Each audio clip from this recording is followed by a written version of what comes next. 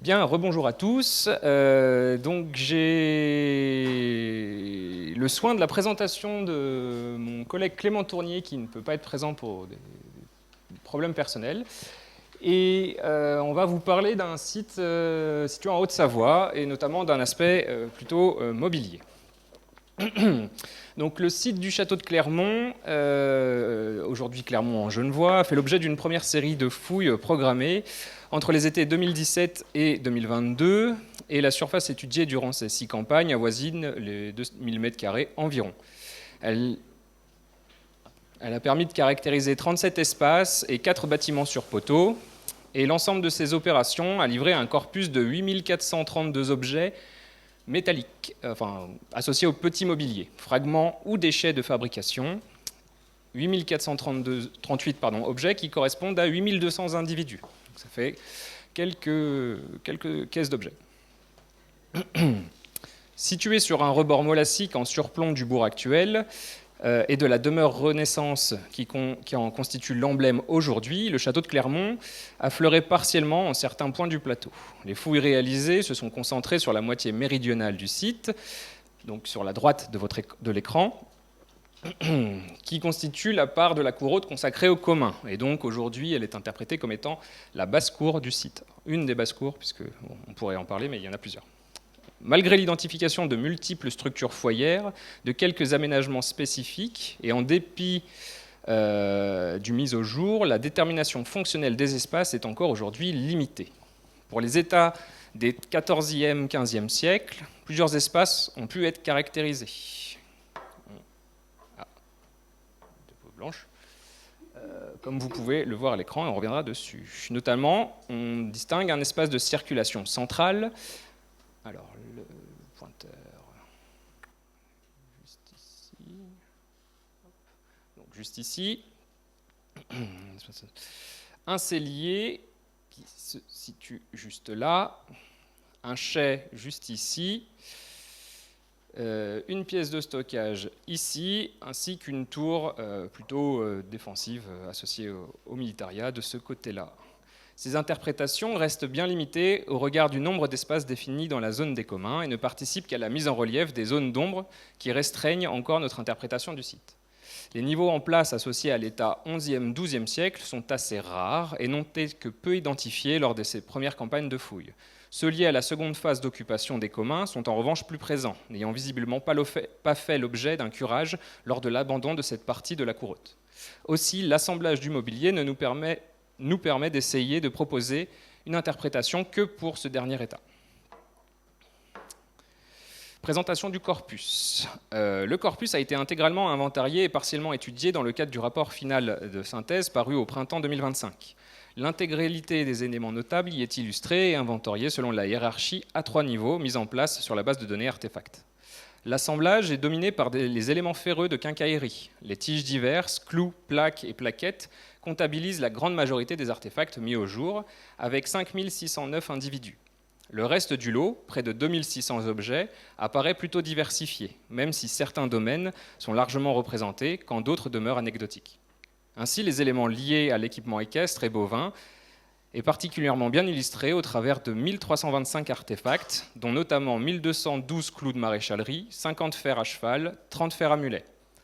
Les éléments associés au domaine personnel sont également bien représentés, avec 469 artefacts, ce qui a en partie été permis par l'usage systématique du détecteur à métaux dans les déblais. L'individualisation des US dans des tas de déblais séparés a par ailleurs assuré une conservation des contextes de découverte, à défaut de connaître la localisation exacte de chaque objet. Nous avons ainsi pu mettre au jour 167 appliques de dimensions parfois très réduites. Nous avons également pu identifier 96 boucles dans un état de conservation parfois très satisfaisant, 36 épingles et 36 mordants de courroie.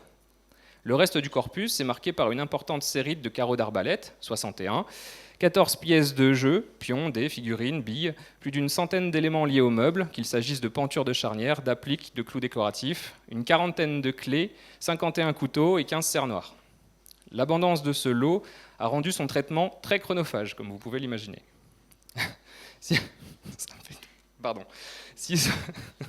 Si son inventaire et son illustration sont aujourd'hui clos, l'analyse spatiale du mobilier a été également entreprise. L'étude approfondie de chacune des catégories de mobilier est encore en cours et devrait faire l'objet de travaux successifs à venir. Les clous comme indice de densité, point d'interrogation. La répartition des clous et tiges diverses éclaire plusieurs phénomènes, notamment la concentration d'artefacts dans le chemin central 1.6, localisé juste ici. Diapo 6. Voilà. L'échelle logarithmique mise en place lisse quelque peu cette prépondérance, mais permet à contrario de ne pas écraser presque toutes les autres provenances. Cette concentration a plusieurs causes liées aux dimensions importantes de cet espace, à la fois en planimétrie, 30 mètres de long par 6 de large, qu'en volumétrie, jusqu'à 2,50 m d'épaisseur. De plus, sa position en contrebas des espaces voisins en a fait le déversoir naturel de l'érosion de ces mêmes espaces. Malgré l'absence d'aménagement bâti dans cet espace, la concentration en éléments de quincaillerie est très importante. Cela exclut toute possibilité de considérer ces artefacts comme des éléments caractérisant l'aménagement d'une pièce. Une observation similaire peut être réalisée dans certains autres espaces, notamment les 1.3, 8, 17 et 18, où les niveaux ont été peu documentés, soit en raison des limites d'emprise, soit par la quasi-absence de niveaux conservés. De même, certains espaces, notamment celui 1.4a en rouge, n'a pas livré de série de ce type d'artefact, ce qui ne remet pourtant pas en cause sa composante bâtie. Concernant les clous de maréchalerie, parmi les artefacts communs, nous trouvons une série assez conséquente de clous de maréchalerie. Leur répartition est plus intéressante que les éléments de quincaillerie, puisque leur concentration est beaucoup plus variable d'un espace à l'autre et semble être traductrice, au moins pour partie, d'une destination liée à la fréquentation équestre. Il apparaît que sur les 37 espaces identifiés, 27 ont livré un lot de clous de maréchalerie. Loin d'interpréter tous ces espaces comme des zones de stabulation, il faut plutôt voir une présence résiduelle de ce type d'artefact comme autant de remplois ponctuels à des fins de quincaillerie. Malgré tout, il apparaît également que certaines zones sont particulièrement bien dotées en artefacts de ce type. Nous relevons notamment le chemin central ES 1.6, qui concentre à lui seul près de 40% des clous de maréchalerie, soit 443 individus. Rien d'étonnant à cela, puisque sa fonction même le rend parfaitement assujetti à des passages répétés d'attelage destinés à approvisionner ou quitter le château. La surface sur laquelle ce niveau a été fouillé est également une donnée influente dans la quantité d'artefacts de ce type mis au jour. Toutefois, pour les éléments de maréchalerie, la question de la percolation du mobilier depuis les zones en amont peut être partiellement éludée. La stratigraphie indique que l'important niveau de remblai supérieur n'est la source que, entre guillemets, de la moitié de cette série. La seconde provient des différents niveaux inférieurs qui composent les recharges successives du niveau de circulation. Cette taphonomie indique ainsi avec une certaine assurance la présence d'éléments de ferrage par suite d'une accumulation de pertes ponctuelles. Ce phénomène est d'ailleurs appuyé par la concentration de fer mise au jour sur la cour haute. Le chemin 1.6 concentre à lui seul 25 des 80 objets ou fragments d'objets identifiés sur le site. Cette fois, 80% de cette part provient des niveaux de circulation et indique sans doute des pertes répétées au sein d'un même espace. L'analyse de la répartition des clous de maréchalerie indique que l'accès au site n'est pas le seul espace à connaître une fréquentation équestre. Parmi les plus denses, nous pouvons identifier les espaces 35 et 36, qui, juxtaposés, concentrent un total de 438 artefacts. Cette série est presque aussi conséquente que celle issue de l'accès, pour deux espaces qui présentent une surface beaucoup plus réduite. En effet, le chemin 1.6, avec ses dimensions moyennes de 29 mètres de long pour 6 mètres de large, présente une surface de l'ordre de 190 mètres carrés, alors que les deux espaces précédemment cités, rassemblés, n'ont qu'une assiette de 87 mètres carrés, soit à peu près la moitié. Si quantitativement les lots sont comparables en densité, le premier est de 2,3, là où le second atteint 5 clous par mètre carré. Cette donnée est encore plus intéressante lorsque nous considérons que les artefacts issus des niveaux d'occupation et non de démolition ou de remblai. Pour le premier espace, nous l'avons vu précédemment, ce serait la moitié du lot qui ne serait plus qu'à prendre en compte, mais pour les deux espaces 35 et 36, cela ne concerne que 114 individus sur les 400 et quelques, ce qui représente tout de même le quart du lot.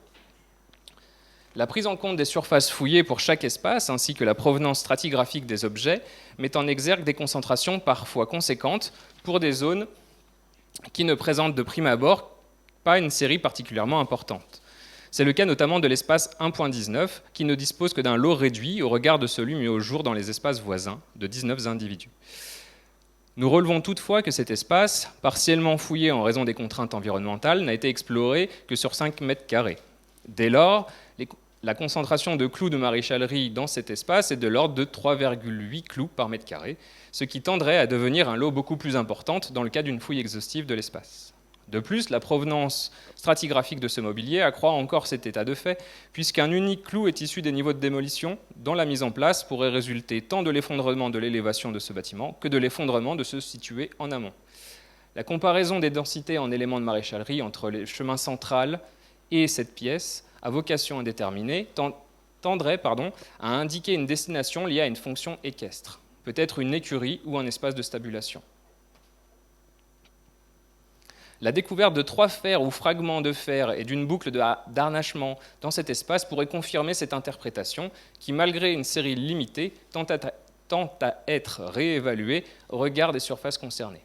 La concentration, alors calculée, s'élève à 0,6 fers par mètre carré, là où elle n'est que de 0,13 dans les espaces 1,35-36 et dans le chemin 1,6. Les assemblages mixtes. L'un des éléments frappants dès les premières campagnes de fouilles, c'est d'être avéré l'hétérogénéité des lots mis au jour au sein d'un même espace. En 2019, dans le chai 1.7 que vous voyez à l'écran, qui est entièrement taillé dans la roche, cela s'est accompagné d'une incohérence apparente avec la fonction même de la pièce, déterminée par son architecture. Parmi les 22 artefacts notables qui ont été mis au jour, nous avons pu identifier 3 clous de maréchalerie qui tendent cette fois, au regard de la densité de ce type d'artefact dans cet espace, 0,07 clous par mètre carré, à apparaître comme des éléments résiduels, potentiellement réemployés comme éléments de quincaillerie. La présence d'un mort en fer entièrement conservé indique également que cette pièce d'équipement y était volontairement stockée. 2 appliques, une boucle et 2 mordants de courroie indiquent par ailleurs une fonction autre, liée à la fréquentation de la pièce par un personnel de qualité. De même, la présence de plusieurs éléments pouvant correspondre à des pièces de coffret, appliques de meubles, poignées, clés, tendent à confirmer cette hypothèse. 2 couteaux de fonction indéterminée ont été mis au jour, ainsi qu'un burin.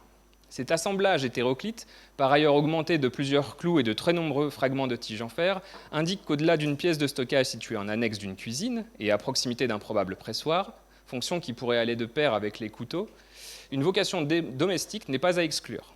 La présence d'éléments de lapidaire de type console de cheminée, parfois rehaussés de peinture dans les niveaux de démolition de l'espace, confirme par ailleurs son caractère privilégié.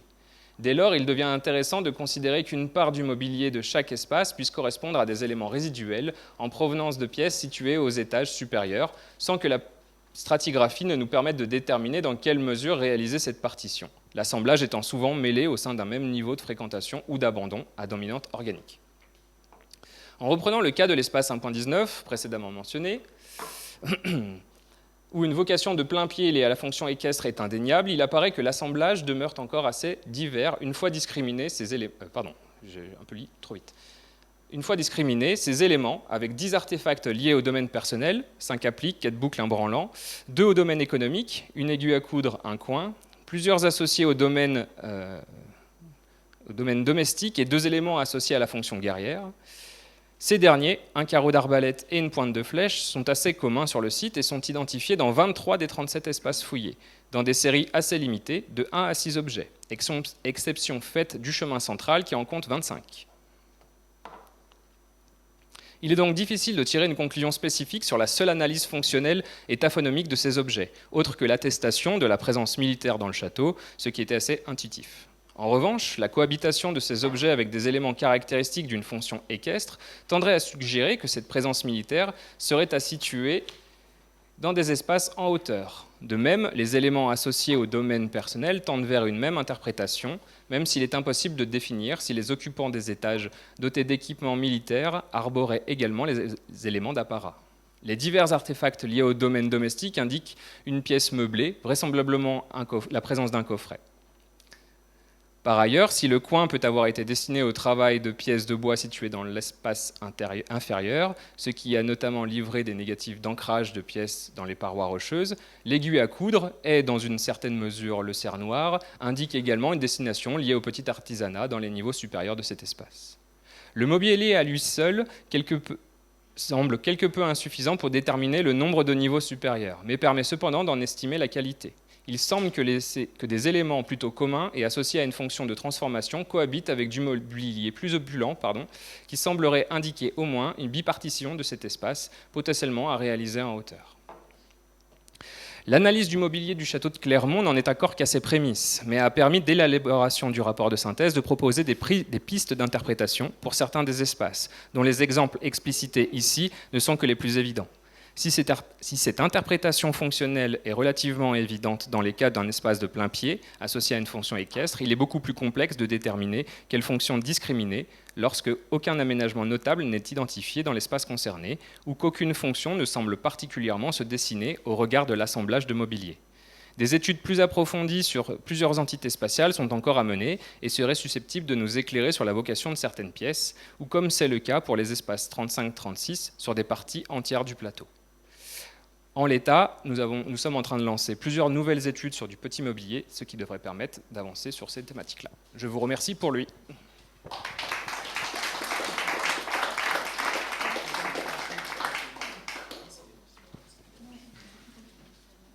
Des questions ?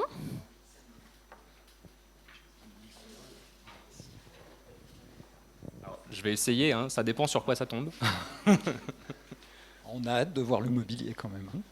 C'est pas faux, c'est possible. Si je suis en avance, j'ai ce qu'il faut, mais c'est pas ma faute. J'ai du temps.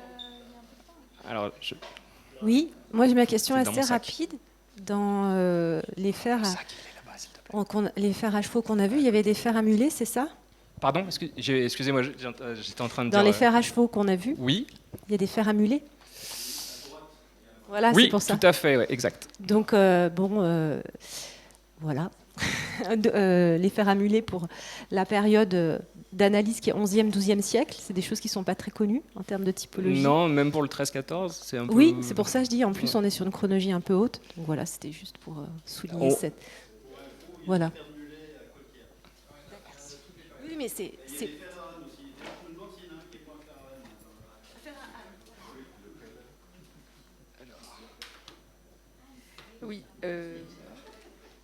Oui, Loïc, est-ce que Oui. tu peux montrer tous ces numéros d'espace pour nous repositionner Ah oui, pardon. parce que les 1.19, 1.35, c'est pas toujours très évident. Merci.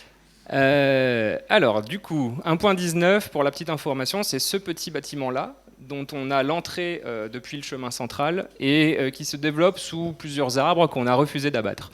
Donc, du coup, en l'état, on a fouillé 5 mètres carrés. 1.6, le grand espace, donc c'est ce fameux chemin. À vrai dire, il a été gentil sur la stratigraphie, puisque au bout, là, le chemin se trouve à 4 mètres sous terre. Donc bon, c'est un peu plus impressionnant que ce qu'il a dit. Et 1.35, 1.36, c'est ce vaste espace-là.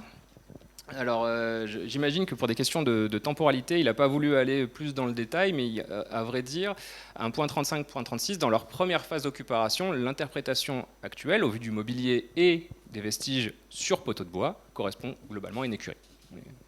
Et là, on serait plus effectivement sur du 11e, 12e, avec une bonne majorité des fers qui seraient associés à cette période-là.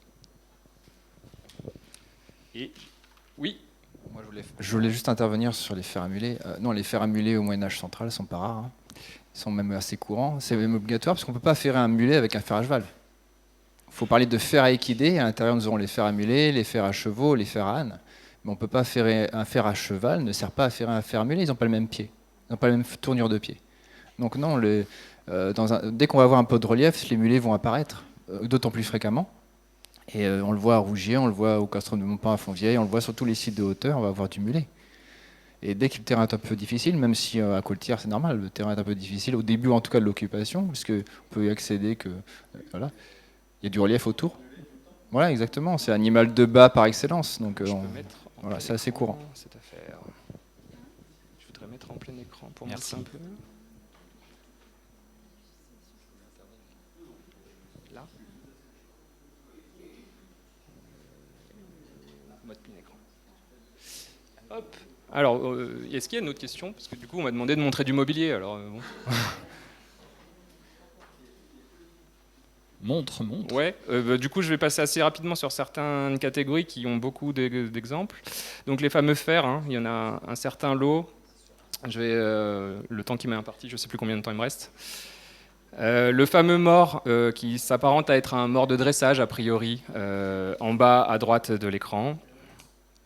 Travail du bois, ici, entre autres, textile, cuir, un peu de tout. Des outils. On arrive sur les appliques vestimentaires. Donc on en a une certaine quantité, une certaine variété. On en discutait avec Olivier, justement. Voilà.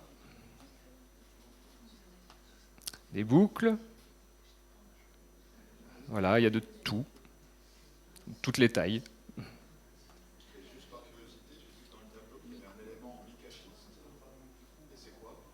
Quoi ? Pardon.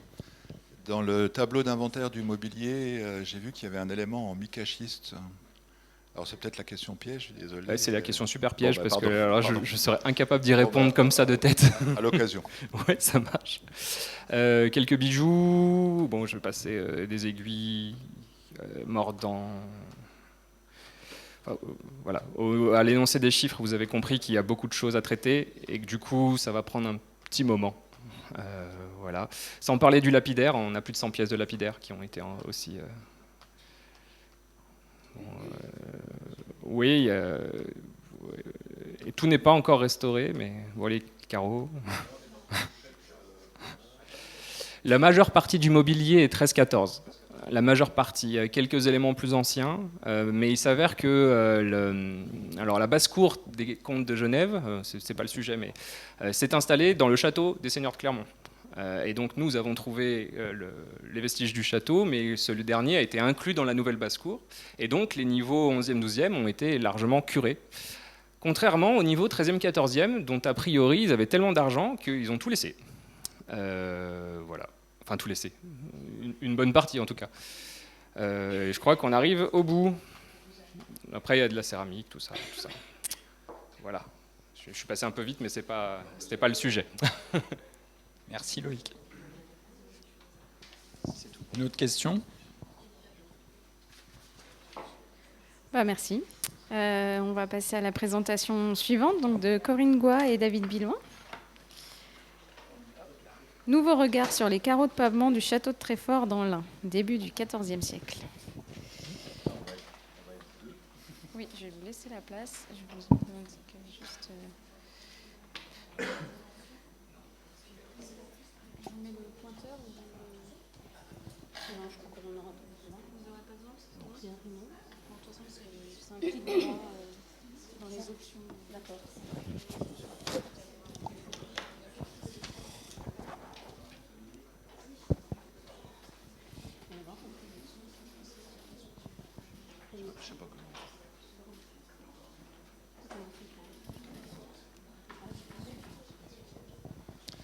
Bien, bonjour à toutes et à tous. On va continuer cette session sur le petit mobilier. Et nous avons donc le plaisir de vous proposer une nouvelle étude en cours, donc un nouveau regard pour le moment, sur un lot de carreaux de pavage du château de Treffort-Cuisiat, qui est situé à une vingtaine de kilomètres au nord-ouest de Bourg-en-Bresse, dans le département de l'Ain, donc, sur les premiers contreforts du Revermont. Et on voit un petit peu sous notre présentation le château tel qu'il apparaît aujourd'hui, après une grosse campagne de travaux de rénovation et de reconstruction. Donc c'est un château qui surplombe la plaine de Bresse, à partir duquel s'est développé un bourg castral au Moyen-Âge, à partir du XIIIe-XIVe essentiellement. Il s'agit à l'origine d'une possession des comtes de Bourgogne, puis des seigneurs de Coligny, qui s'est retrouvé intégré à la maison de Savoie par Amédée V en 1289. C'est donc une résidence des comtes de Savoie, qui est particulièrement bien documentée par les comtes de Châtelny du château, à partir de la fin du XIIIe siècle, qui a fait toute une série de travaux, d'articles et de publications notamment par Jean-Michel Poisson et Alain Kersuzan. Vous avez les ouvrages représentés, couverture d'ouvrages représentés sur la diapo. C'est un château qui est surtout connu pour avoir livré une collection d'environ 150 carreaux de pavement représentant une quarantaine de motifs. Des carreaux qui sont sortis lors de travaux au tout début du siècle dernier et qui ont été publiés dans une étude en 1914. Vous avez l'ouvrage ici, la couverture de l'ouvrage ici. Une étude qui a été rééditée avec quelques compléments en 2006. Alors c'est un château partiellement détruit par les guerres delphino-savoyardes au XVIe siècle, qui tombe peu à peu à l'abandon et se trouve en partie démantelé au début du XVIIe siècle. Et en fait, c'est lors des travaux d'arasement d'une tour carrée en 1919, qui est entourée, cerclée de rouge ici, enfin dans ce carré rouge plus exactement, des travaux dus à un plan d'alignement des rues du village de Treffort pour faciliter les toutes premières voitures qui arrivent. L'arasement de cette tour complète jusqu'à la roche qui a conduit à la découverte de ce lot d'environ 150 carreaux qui ont été publiés précédemment. Le château est tombé vraiment en désuétude depuis. Il a été racheté récemment par monsieur Michel Piroux, l'actuel propriétaire, qui nous fait l'honneur d'être présent cet après-midi parmi nous. Nouveau propriétaire du château, donc, qui conduit d'importants travaux de réaménagement de 1919 à 2011, 2019 à 2011 par exemple. C'est les dates, c'est pas grave. 2019 à 2011, pardon, avec comme objectif... 2011 à 2019. Ah, je me suis encore trompé dans les dates. Oui, de 2011 à 2019. Donc, des travaux avec vraiment comme objectif de valoriser ce patrimoine et de créer un lieu culturel et touristique. Et donc c'est lors de ces travaux conséquents que de nombreux carreaux ont été soigneusement recueillis, essentiellement à l'emplacement de la hola de ce château, représenté ici par cette étoile rouge. Et je vais laisser ma collègue poursuivre, notamment avec des chiffres. Alors, comme David vient de le mentionner, les carreaux de pavage proviennent de différents remblais et aucun sol n'a été découvert en place. Les 150 carreaux découverts en 1909, donc seulement 150 carreaux ont été découverts en 1909, ce qui paraît peu, considérant l'ampleur du chantier, en comparaison avec les plus de 1000 exemplaires découverts en 2019, ce que vous voyez ici sur cette diapo, lors donc des travaux de réaménagement du site de Treffort. Au début du XXe siècle, Tony Ferret, qui était architecte départemental de l'Ain et qui était alors propriétaire du château, n'a visiblement recueilli que les pièces entières, les plus muséologiques, en repoussant tout ce qui était incomplet, ce qui expliquerait le peu de mobilier découvert à l'époque. A l'inverse, Michel Piroux, donc l'actuel propriétaire du château, a pris soin de récupérer la totalité des carreaux et des fragments de carreaux lors de ses travaux, de les laver, de les stocker dans un endroit sec et propre. Et les plus beaux exemplaires sont d'ailleurs présentés au public dans une des salles du château, dans une des salles d'exposition du château. Alors, la communication que je vous présente, en fait, présente une étude préliminaire entreprise il y a seulement quelques mois. On a commencé à faire l'inventaire des carreaux au printemps de cette année.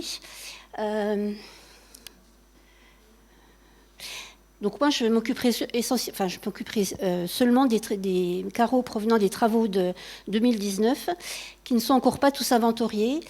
Et les recherches documentaires de comparaison sont encore très réduites.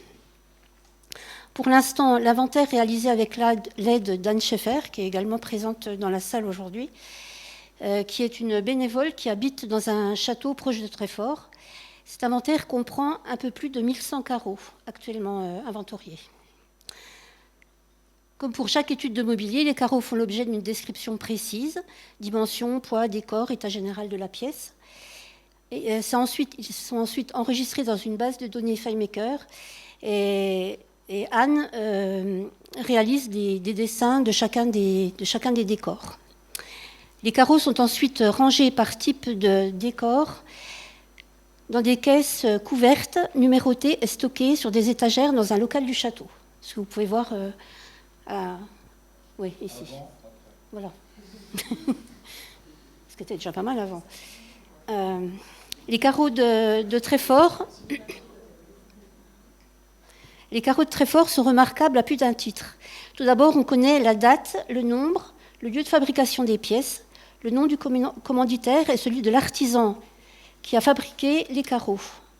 On connaît tous ces renseignements grâce à une série de comptes de la Châtellenie conservés depuis la fin du XIIIe siècle au début du XVIe siècle. Ces pièces d'archives, dans ces pièces d'archives, on a juste une lacune d'une quinzaine d'années. Sinon, tout le reste des pièces d'archives ont été conservées, donc ce qui est absolument fabuleux pour un château. Alors, ces documents rapportent ainsi qu'en 1307, Amédée V, donc comte de Savoie et propriétaire du château, commande à la Tuilerie toute proche de Meillonna, qui est un village situé à environ 3,5 km du château de Treffort. Il commande donc 25 000 carreaux en terre cuite, 25 000 carreaux en terre cuite, pour paver la grande salle d'apparat du château et sa chambre à coucher. D'autres carreaux en terre cuite, mentionnés dans les textes en 1319, seront également utilisés dans un caniveau servant à l'évacuation des eaux usées de l'évier de la cuisine. Ces carreaux sont remarquables aussi par la quantité des pièces recueillies en 2019, par la qualité des carreaux. En effet, si la glaçure n'est pas toujours présente sur les pièces, les décors sont très lisibles, pour la plupart très lisibles. Et surtout par l'abondance des décors, donc pas moins d'une 50aine actuellement déterminée. À titre de comparaison, et pour la même période, à savoir le XIVe siècle, le château de Brie-Comte-Robert en Seine-et-Marne ne compte que 27 motifs, et 20 par exemple pour l'abbaye de Cernay-la-Ville dans les Yvelines, et 27 décors différents pour l'abbaye de Cluny. Donc ça montre quand même l'importance et la diversité des décors. Tu me laisses faire parce que tu vas trop vite. Voici donc les premiers résultats de l'étude du lot découvert dans la cour du château, à l'emplacement de la salle d'apparat et de la chambre du seigneur. Actuellement, nous avons recensé avec Anne 790 carreaux historiés et 310 monochromes. La plupart des carreaux sont de format carré, environ 15 cm de côté pour 3 cm d'épaisseur. C'est le format le plus courant, avec près de 90% de la collection. Mais certains sont triangulaires ou exclusivement monochromes.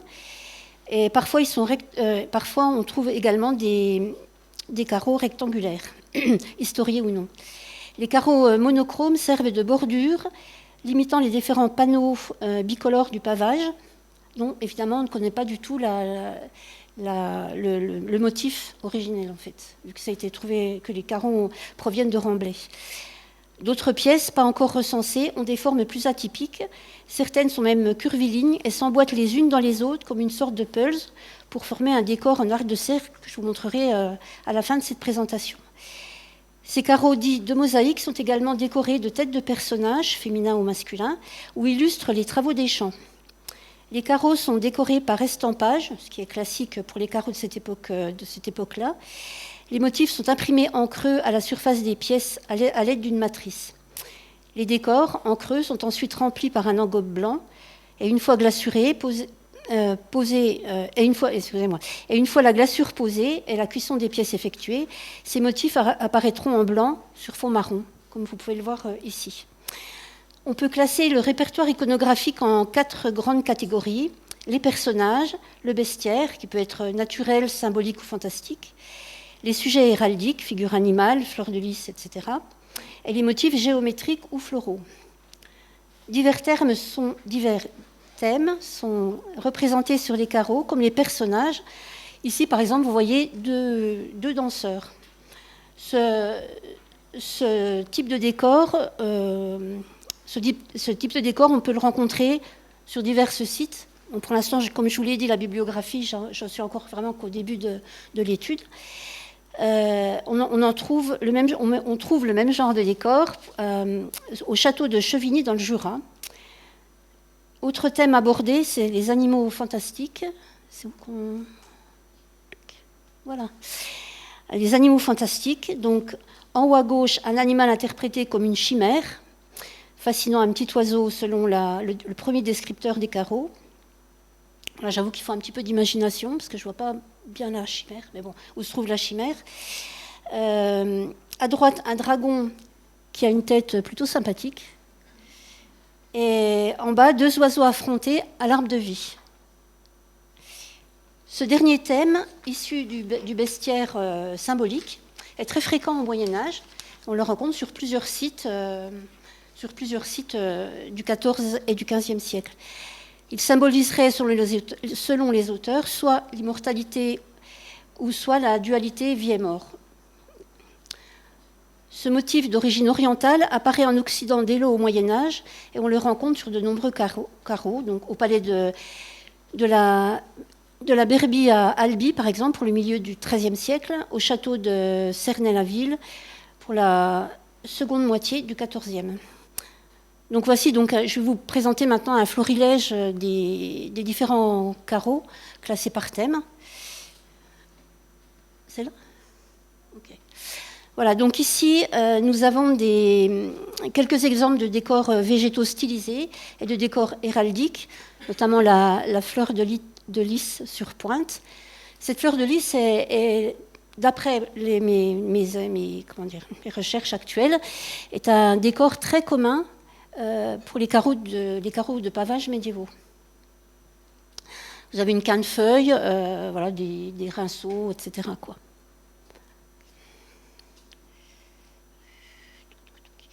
Alors, donc ici, on a un carreau qu'on appelle un carreau ouvert, c'est-à-dire qu'il faut plusieurs carreaux pour former un décor. Ça marche pas, mon truc ? Si, voilà. Donc, c'est un motif rayonnant composé de 2 oiseaux dans les écoinçons et de dragons crachant du feu.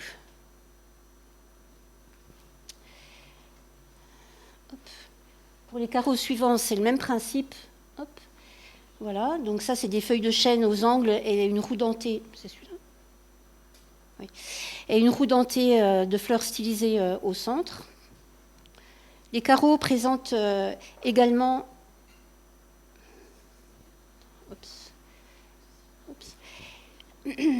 Sur les carreaux suivants, donc, on voit des feuilles de chêne dans les angles, une roue dentée et des fleurs stylisées pour le premier, et des fleurs de lys et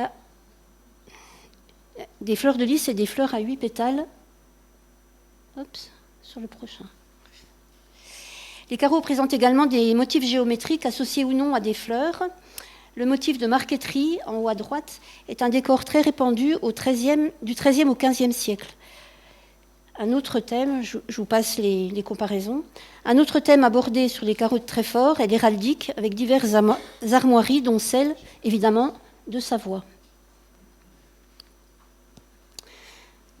Enfin, des carreaux présentent un combat singulier entre 2 chevaliers, et un autre chevalier est composé par l'assemblage de 4 carreaux.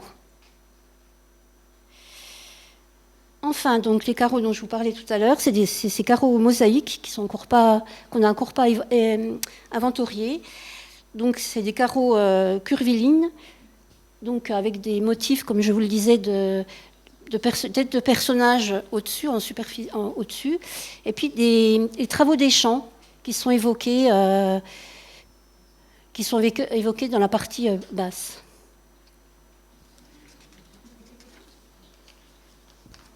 Bon, il faut un peu d'imagination, mais voilà. Donc cette étude est donc une étude en cours. Pour l'instant, voilà, ce sont vraiment les premiers résultats de notre inventaire. Et des analyses de pâtes vont être réalisées pour essayer de trouver la marnière, en fait, d'où provient l'argile qui a été utilisée pour ces carreaux. Oui. Merci de votre attention.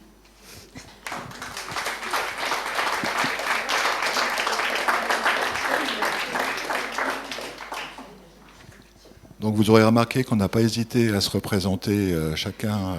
Voilà. Si vous avez des questions.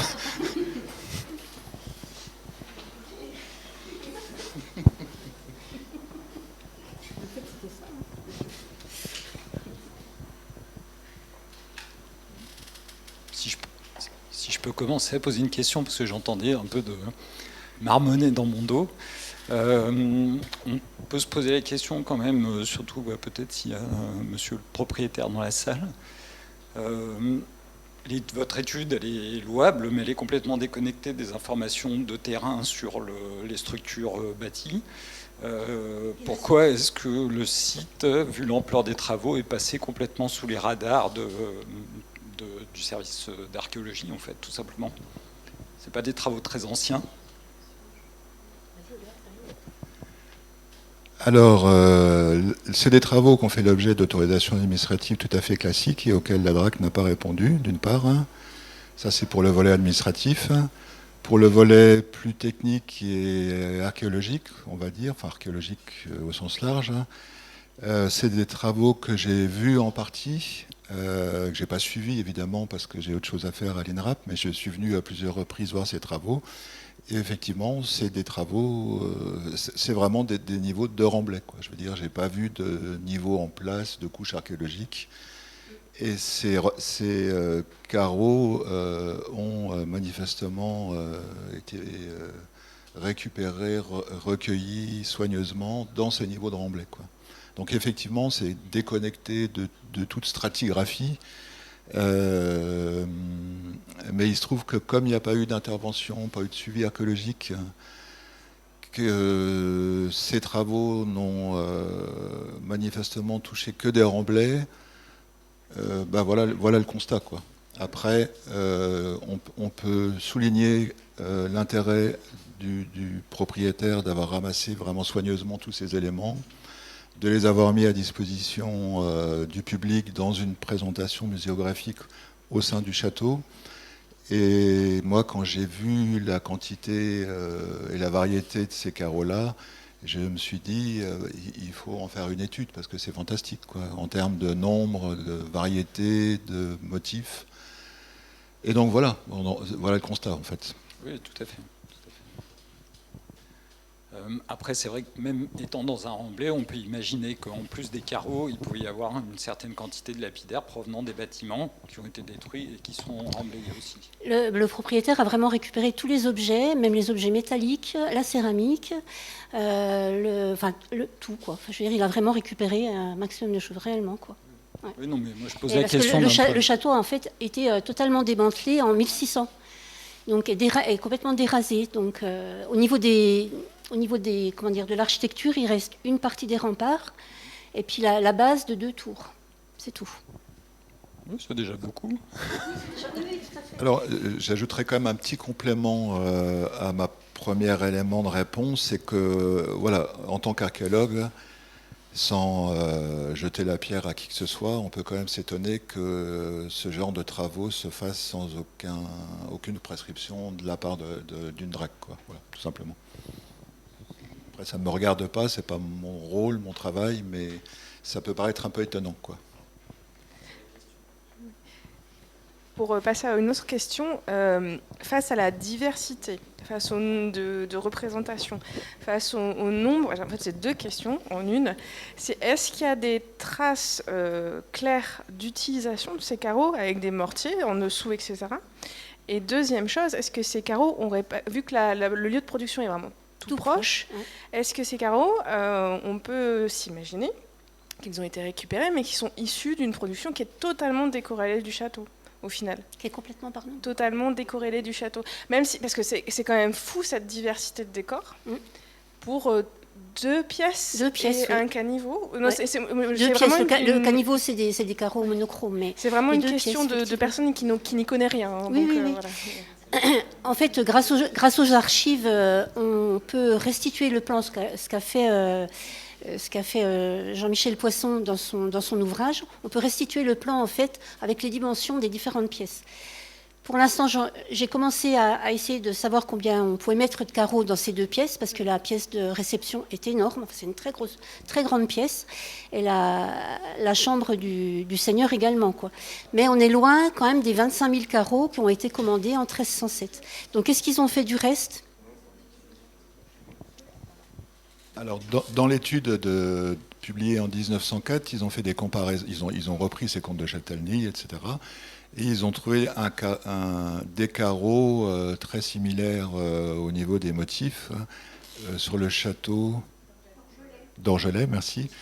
Et donc, la question qui se pose, enfin, la question qui se pose, mais qui va être levée grâce à des analyses de pâte, c'est Mayonna a aussi fourni le château d'Orgelès et peut-être d'autres châteaux, quoi. Mais en tout cas, pour répondre à la question, il y a une déconnexion entre la commande des 25 000 carreaux et des superficies des pièces en question, même si c'est approximatif. J'ai une question qui est dans la continuité de ce qu'a posé Mathilde. Dans cette collection de carreaux qui a été trouvée en position secondaire, donc dans des remblais, est-ce qu'on a les lits de pose ? Ah non, du tout. Ah non, c'est vraiment des remblais dans un espace... Derrière le carreau. Ah, derrière le carreau, oui, on a du mortier, on sait que ça a été utilisé. Et en plus, les surfaces supérieures sont usées, c'est-à-dire qu'en fait, il y a une partie de la glaçure qui a disparu. C'est-à-dire que ces carreaux ont servi, ont été utilisés dans ces deux... C'est surprenant de les voir aussi bien conservés, parce qu'on sait que dans la durée, on a du mal à récupérer très souvent une dépose de carreaux de pavement, parce qu'ils se brisent au moment où on essaie de les récupérer. Donc voilà. Là, je vous ai montré les plus belles pièces, mais effectivement, on a des dizaines et des dizaines de fragments d'autres carreaux, évidemment. Là, c'est les plus belles pièces. Voilà. Oui. Alors moi, c'est surtout pour donner des précisions, puisqu'on a Emma Bouvard qui est en ligne et qui nous dit qu'il est bien dommage que les récents travaux n'aient pu bénéficier d'une opération archéologique. La DRAC n'a pas pu répondre au dossier d'aménagement, car ordre ZPPA, hors abord et pas protégé au titre des MH. Donc le dossier n'a pas été transmis, mais destruction de sites qualifiés et matériel hors contexte. Donc d'autant plus cela pose la question de la propriété des biens archéologiques si le propriétaire du château ne l'est que depuis 2019. Vu que la loi a un peu changé récemment. Voilà. Et puis elle a apporté un complément aussi en disant que la DRAC ne peut prescrire si elle n'est pas informée du dossier, soit par l'aménageur lui-même, qui peut saisir le SRA au titre du livre 5 du Code du patrimoine. Et de même, les services de l'urbanisme, si le château est inscrit au PLU comme patrimoine remarquable, est libre de consulter la DRAC. Voilà, c'est plus compliqué qu'il n'y paraît. Sinon, il y avait Cédric Mottier qui posait la question sur le château d'Orgelès et les comparaisons possibles avec les carreaux, mais vous venez d'y répondre indirectement. Donc, voilà. C'est le même genre de motif, mais ce n'est pas les mêmes moules quand même. Hein. Voilà. pas la même estampe. Ça ne provient pas forcément du même atelier. Si, l'atelier, si. Mayonna, ça c'est sûr. Sauf que les stampes... Ce n'est pas les mêmes qui ont été utilisés. Voilà, tout à fait. C'est très similaire, mais ce n'est pas les mêmes.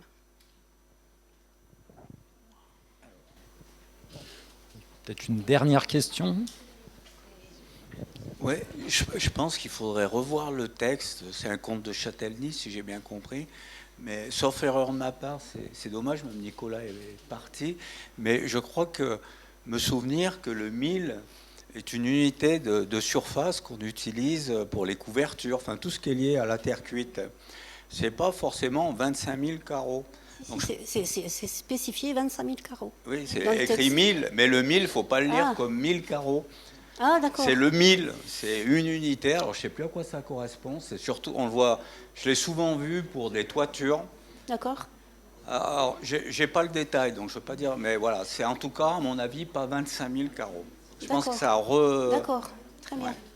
Ça s'écrit 1000, mais c'est pas ça, le 1000, c'est une mesure. Ben moi, c'est ma première étude de carreaux. Voilà, donc voilà. Je sais pas tout. Alors moi, c'est pas une question, c'est plutôt un témoignage. J'ai l'immense honneur d'être le propriétaire de ce patrimoine dans ce merveilleux village médiéval de Treffort.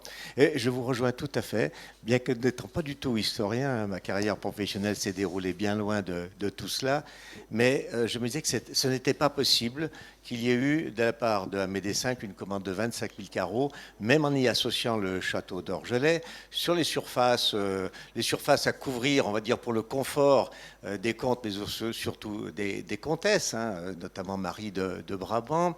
La tour des Lions au sol, c'était environ 25 à 30 mètres carrés, et là au là, c'était au maximum 50 mètres carrés. Donc la quantité de 25 000 carreaux est absolument disproportionnée par rapport aux besoins de couvrir le sol du château de Treffort. Et pour le château d'Orgelès, je crois qu'à peu de choses près, il était sur la même superficie. Alors, je n'avais pas l'explication et vous venez de me conforter et ça me fait très plaisir. Alors, bien entendu, hein, vos réactions sont tout à fait normales. Hein, on n'a pas respecté sûrement, on n'a pas suivi la procédure classique, on va dire, pour une telle découverte. Ce que je veux dire, c'est que lorsque nous avons à creuser, nous ne cherchons pas spécialement les carreaux. Ben non.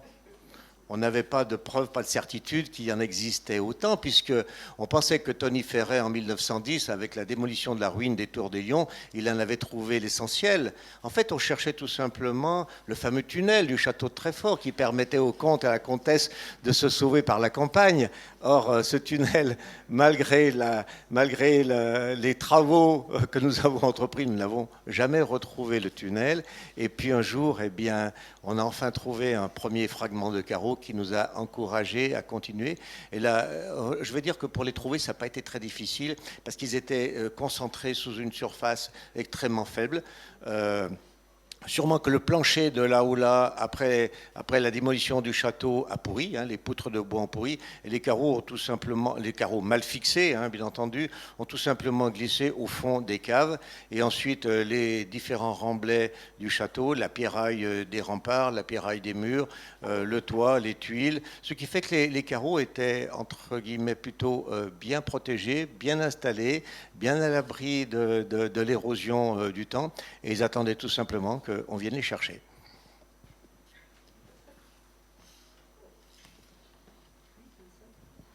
Merci. Alors simplement pour apporter un peu d'eau au moulin, on va dire que si on prend des carreaux qui font entre 12-12 et 15-15 de côté, on arrive à des surfaces qui peuvent atteindre 400 mètres carrés, quelque chose comme ça. Je suis en train de Oui, je suis en train de faire ce comptage justement par rapport à, aux dimensions de la Ola et de la caméra. Voilà. Si on prend par comparaison Châteauneuf en Valromey qu'on a vu ce matin, c'est la surface du logis rez-de-chaussée, premier étage. D'accord. Après, là, il y a des pièces utilitaires et on n'est que sur de la terre battue. D'accord. C'est pas invraisemblable non plus pour un grand château quand même.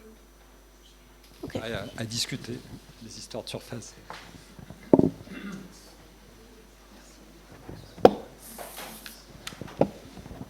On va donc passer à la dernière présentation, celle d'Olivier Thaudet.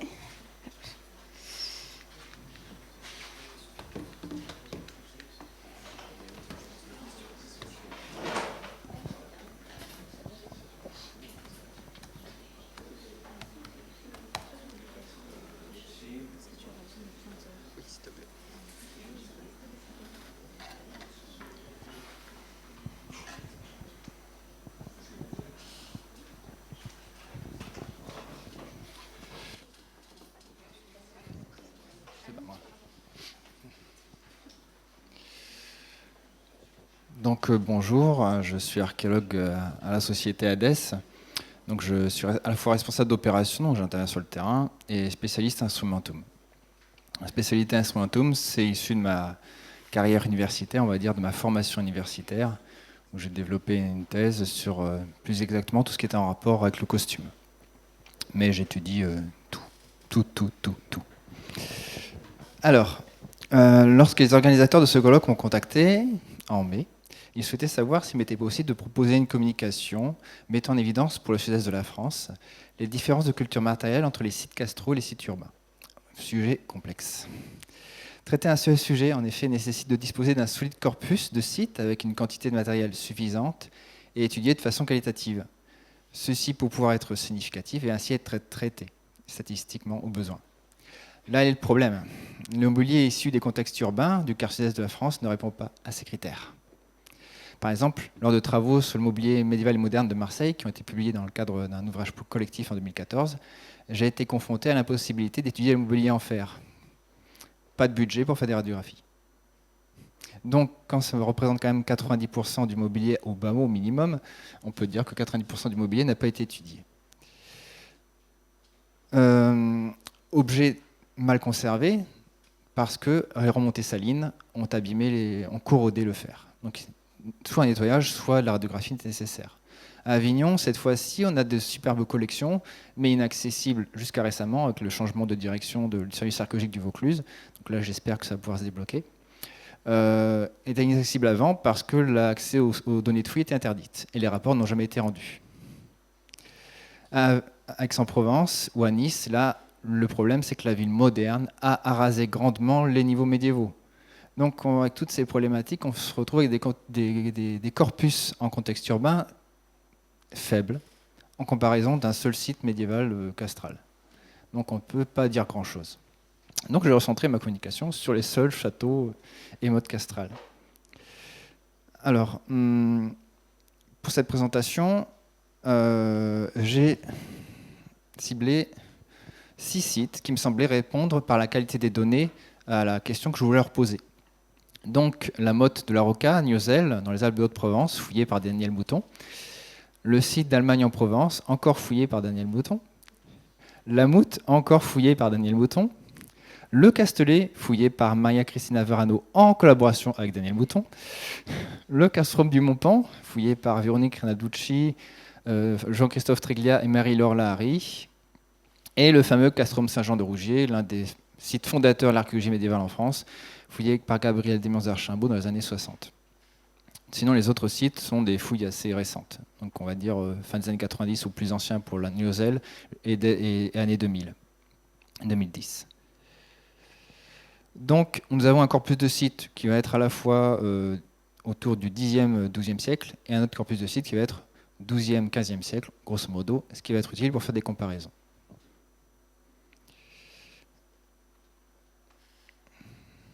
Donc, je vais dans un premier temps vous présenter les différents sites que j'ai choisis et les catégories de matériel associés, puis je réaliserai une comparaison entre ces sites. Donc, la Moute d'Allemagne en Provence. 2 états ont été mis en évidence sur cette motte castrale. Donc, Daniel Mouton a assuré la description et l'identification de l'instrumentum dans sa publication. J'ai effectué une petite révision dans le cadre de cette présentation, puisqu'évidemment, il y avait des petits éléments, des identifications à revoir. Alors, l'occupation du premier état est constituée d'un donjon en pierre, donc l'on voit sur la gauche, en position centrale, avec un accès en hauteur. Donc, on le voit là sur l'image, une restitution graphique, donc un escalier qui permettait de monter à l'étage de la tour. Et ensuite, des bâtiments annexes autour. Alors, dans un deuxième temps, cette tour et ces bâtiments vont être arasés, démolis. À la suite, ils vont être rasés et démolis volontairement. Et un deuxième état, ça va être cette maison forte en fait, qui va être construite au sommet de la motte, donc qui va être réduite en dimension. Et cet état-là va être détruit par un incendie. Alors, déjà, présentation, disons, on va dire des catégories de mobilier. La quincaillerie serrurerie, donc ça va être en fait tous les éléments de rotation, la clouterie, les éléments tous les éléments d'huisserie en fait de la maison et des meubles. L'outillage donc agricole, travail des textiles, du cuir, etc. En travail du fer, ça va être en fait tout ce qui va être déchets métallurgiques. Vous verrez que plus tard, il y aura une catégorie travail des matières dures d'origine animale aussi, donc le travail de l'os, de l'ivoire, du bois de cervidé. La cuisine, nous avons la coutellerie et les quelques ustensiles de cuisine qu'on a pu retrouver. C'est une catégorie qui est généralement assez faible. L'armement, c'est à la fois l'armement offensif et défensif, donc les protections. L'équipement des animaux, ça va être fer à équider, clous de maréchalerie, éperons, étriers, donc éléments de harnais. Le costume, donc tout ce qui rapporte à l'apparence humaine, ou la toilette, j'ai aussi quelques objets là-dedans. Donc là, nous avons du ludique, mais souvent ce sera une catégorie divers, où là, c'est tout le reste. Donc jeux, luminaires, poids de balance, etc. Généralement, c'est une catégorie aussi qui est peu attestée, peu d'objets. Et enfin, les indéterminés. Donc, sur le site de la Mout, on voit que la part des indéterminés est assez importante. Alors, ça peut être, comme nous avons quand même 2 sites qui ont eu qui ont été démolis ou incendiés, enfin 2 États qui ont été démolis ou incendiés, la part des indéterminés, elle me semble plutôt relever en fait des piétinements. L'objet se perd, il est piétiné, donc il se casse. On va avoir des sites, par exemple à la Mout, où là, on aura beaucoup moins d'indéterminés. Enfin, New Zealand, pardon, on aura beaucoup moins d'indéterminés. Et là, on aura peut-être des réflexions différentes. Donc on voit en fait, et ça sera beaucoup plus flagrant avec les sites antérieurs, que la quincaillerie est assez faible en termes de proportion et que l'équipement des animaux est assez important en nombre. Ici, vous avez le nombre d'objets pour pouvoir avoir une idée en fait, de la représentativité des corpus. Donc je continue à présenter mon site, la New Zealand. Donc là, la fouille des mois de New Zealand, donc là encore publié en 2008. Donc j'ai modifié quelques interprétations. Nous avons donc 2 états principaux. Premier état, nous avons une maison forte, on va dire, avec des annexes extérieures. Et dans le deuxième état, là, nous avons une vraie fortification, une tour avec enceinte et des annexes qui viennent se coller contre l'enceinte extérieure. Donc cette fois-ci, là encore, on voit une grande quantité d'équipements de l'animal, assez peu de quincaillerie et de serrurerie. Et dans un deuxième état, nous avons une plus grande proportion en fait, d'outillage, d'éléments d'armement. En fait, sur la base donc, de cette morphologie, de cette évolution du site, il semblerait en fait que dans un premier temps, on ait en fait une maison qui soit occupée par l'aristocratie, donc par une élite, et que dans un deuxième temps, c'est l'hypothèse de Daniel Mouton, se soit transformé en fait, l'occupation cesse de cette élite cesse et on met à la place des soldats, donc avoir une plus grande proportion d'armement. Et comme ces soldats vont vivre sur les lieux par eux-mêmes, en fait, ils vont avoir évidemment de l'outillage pour entretenir leur lieu de vie.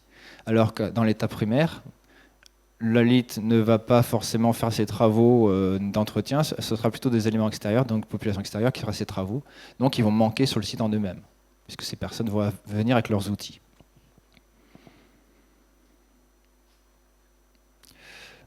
Notre-Dame d'Allemagne en Provence, donc là toujours là on est une périodisation un peu plus longue entre le 9e, fin 9e et le 12e siècle. Là 3 états.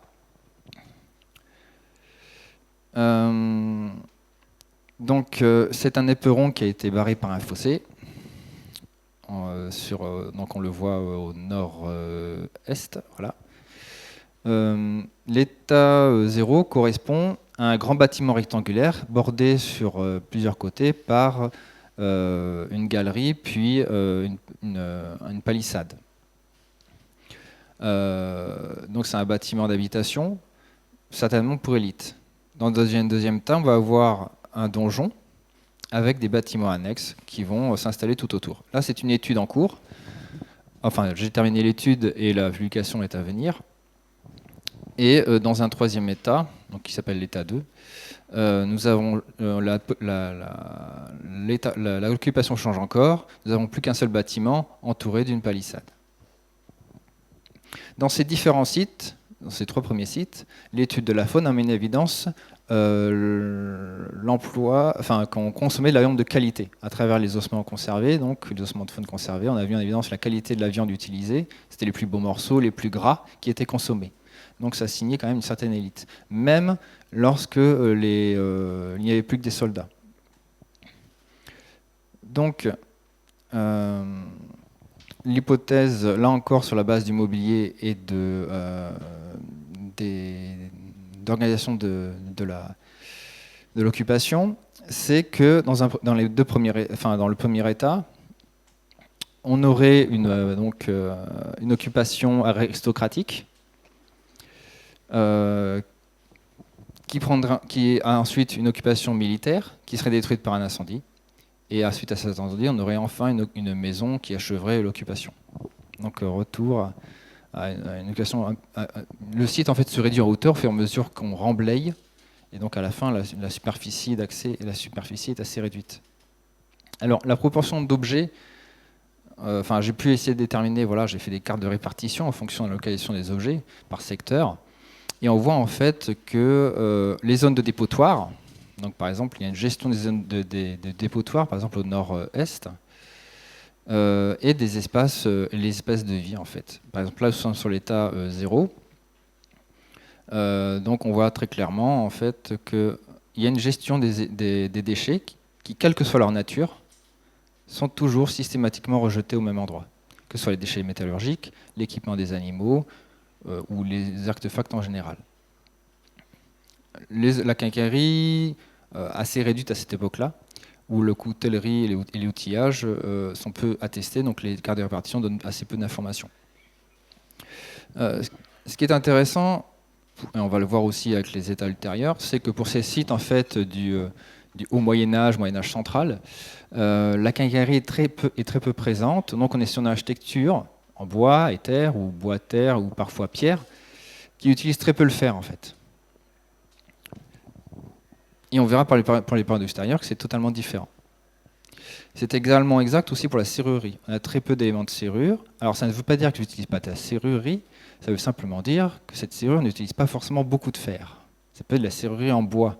Et ça, on a quelques exemples qui sont attestés archéologiquement. Alors évidemment, le bois se décompose, on a très peu d'éléments qui nous permettent d'en témoigner, mais c'est un élément à garder à l'esprit. Alors pour l'état 1, pour l'état 2, pardon, le deuxième état, on voit bien que toujours une gestion des déchets, encore un espace qui est ciblé pour alors attendez, voilà, pour rejeter les déchets ici et un autre ici, et ce quelle que soit en fait la nature du mobilier. Donc il y avait un entretien régulier en fait de la surface du site.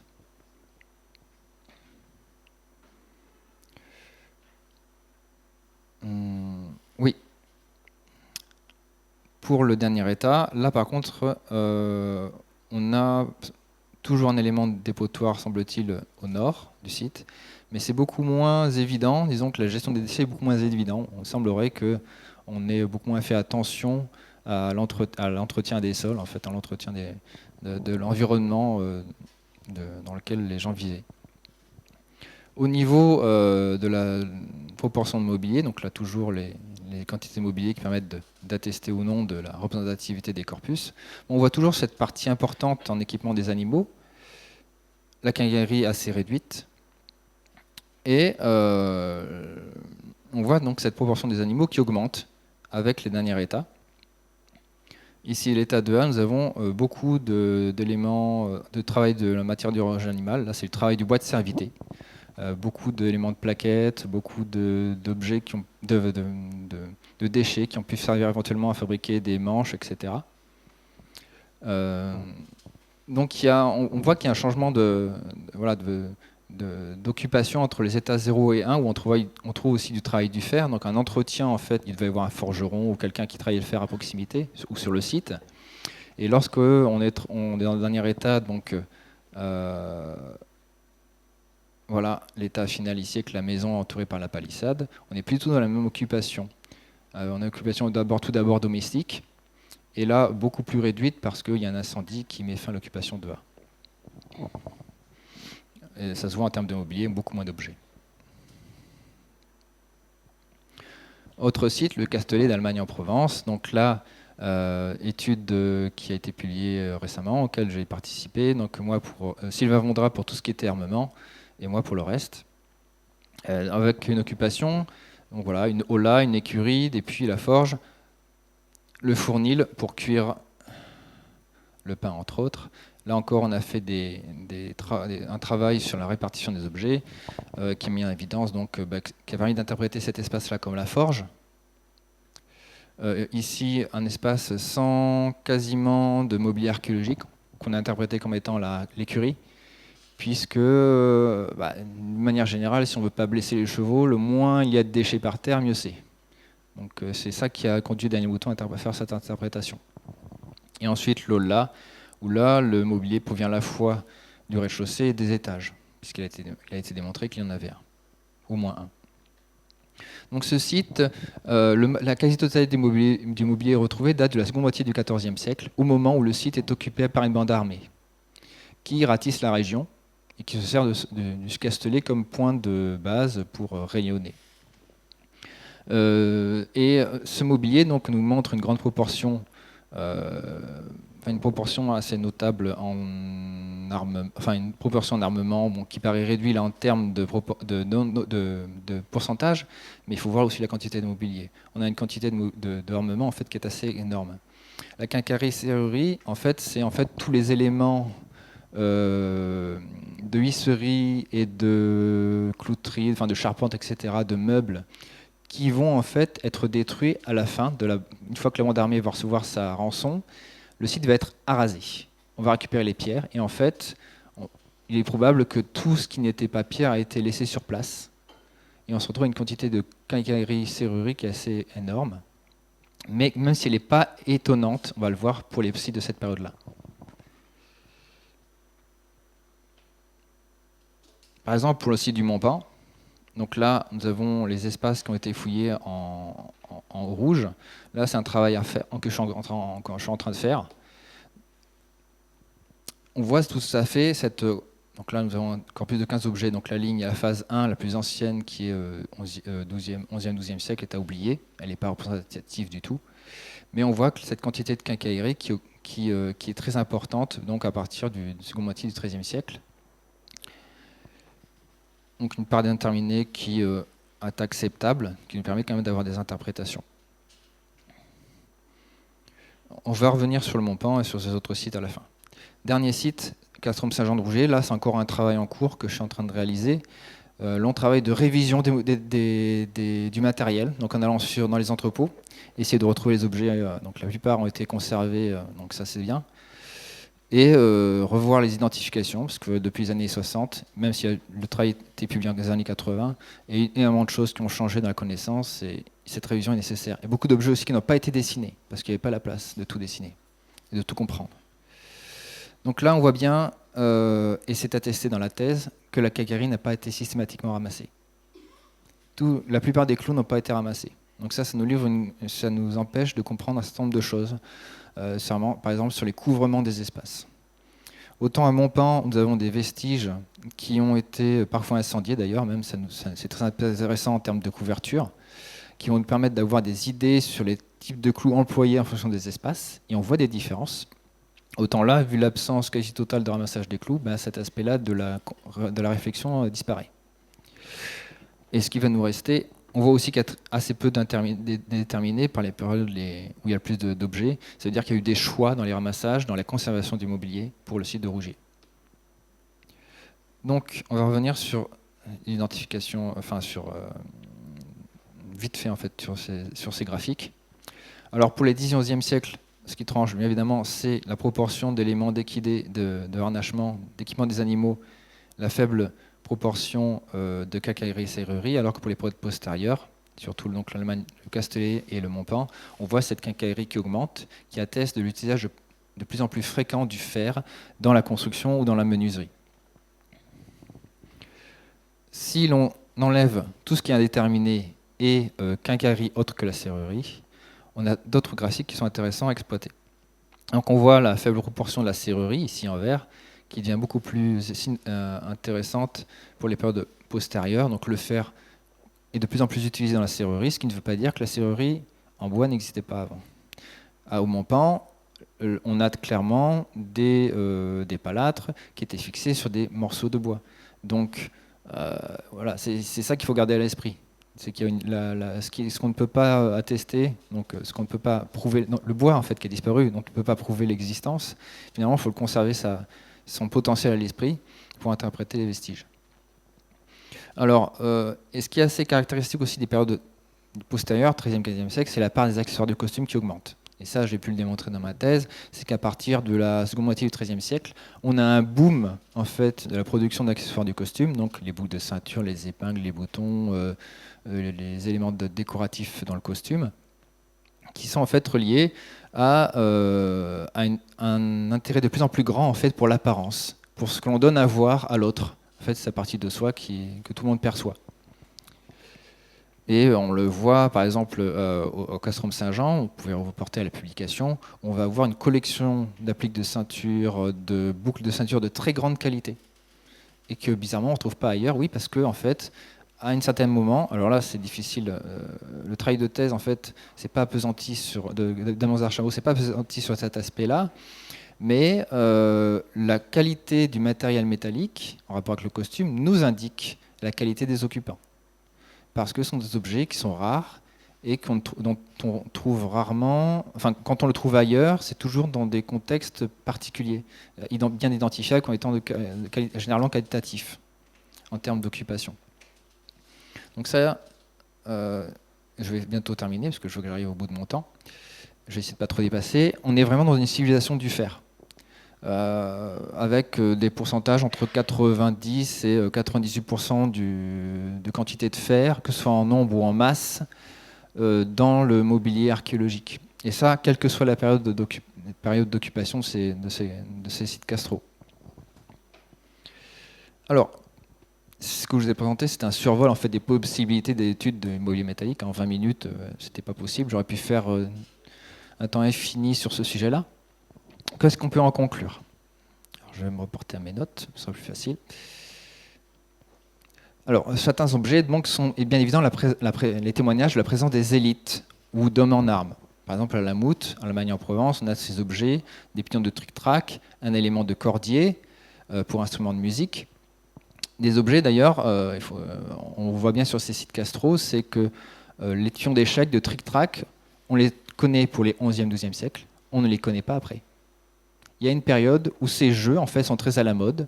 Ils véhiculent un potentiel élitiste. On le voit à travers les traités sur les échecs ou les nombreux traités d'échecs, où c'est vraiment un jeu qui est considéré comme caractéristique des élites.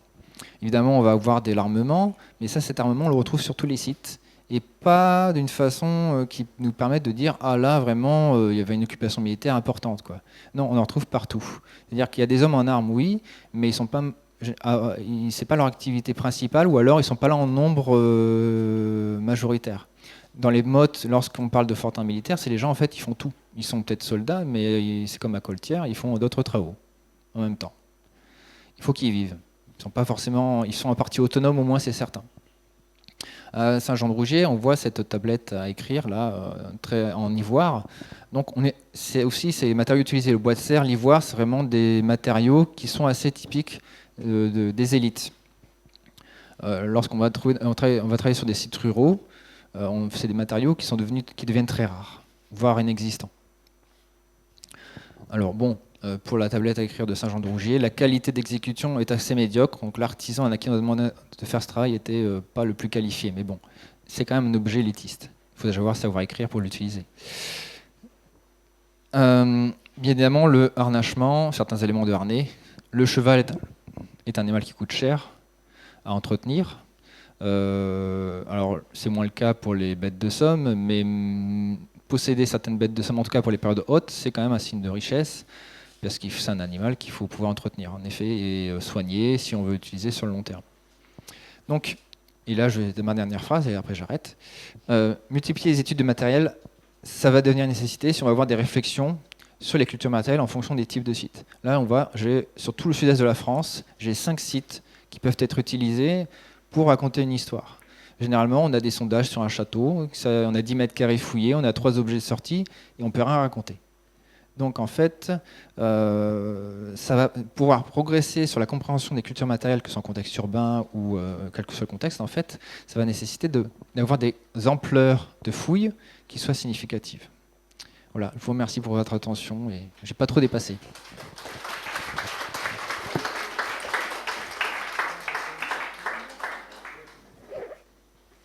Merci. Est-ce qu'il y a des questions ?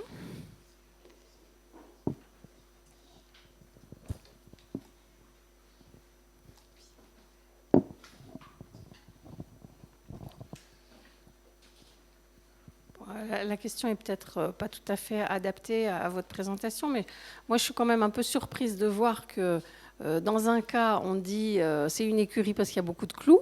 Dans l'autre, on dit c'est une écurie parce qu'il n'y en a pas. Donc, ça me pose des questions.